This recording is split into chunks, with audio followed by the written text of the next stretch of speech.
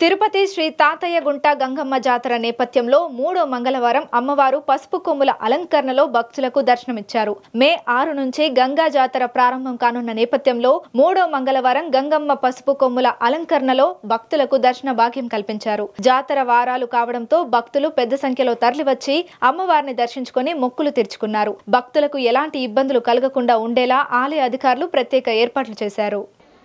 వైభవంగా మొదలైంది. ఈరోజు మూడో మంగళవారం.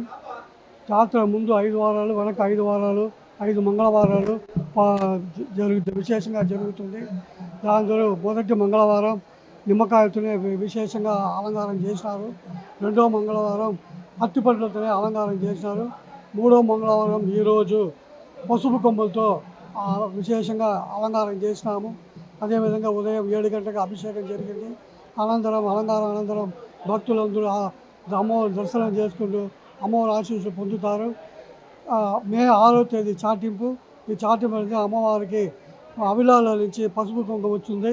ఈ పసుపు కుంకుమని కైకాల వాళ్ళు తీసుకొని 4 దిక్కుల్లో తిరుపతి పట్టణ 4 దిక్కుల్లో చాటింపు చేస్తారు.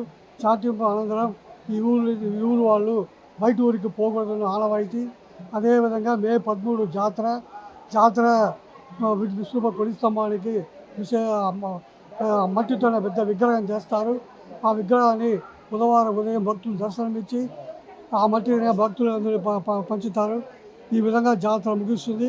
జాతర తర్వాత 5 మంగళవారాలు ఉన్నాయి. 5 మంగళవారాలు విశేషంగా అలంకారం ఉంటుంది.